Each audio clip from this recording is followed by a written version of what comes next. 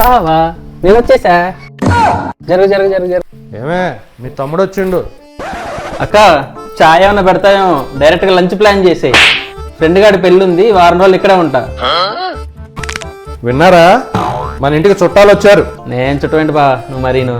అదే చుట్టం కానీ చుట్టం వచ్చిండు. ఇంకేంటి బావ సంగతులు? ఏమీ లేదులే, కానీ చుట్టంగా వచ్చావు కదా. బావకి పిచ్చిలేసినట్టుంది. ఈ దోమలు ఏంది బావ, ఎన్ని దోమలు ఉన్నాయి ఇక్కడ? ఇదేం చూసారా బామ్మరిది, రాత్రి అయితే దీనికి 2 ఎంతలు ఉంటాయి. అమ్మా ఈ లెక్కన వారం రోజులు ఇక్కడే ఉంటే డెంగ్యూ మలేరియా వచ్చిపోతానేమో. ముందు అర్జెంట్గా ఇక్కడి నుంచి జంప్ అయిపోవాలి.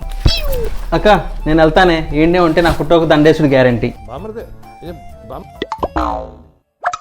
ఏంటి మీ పెంపుడు దోమలు మా తమ్ముడి మీదకి కూడా వదిలేరా?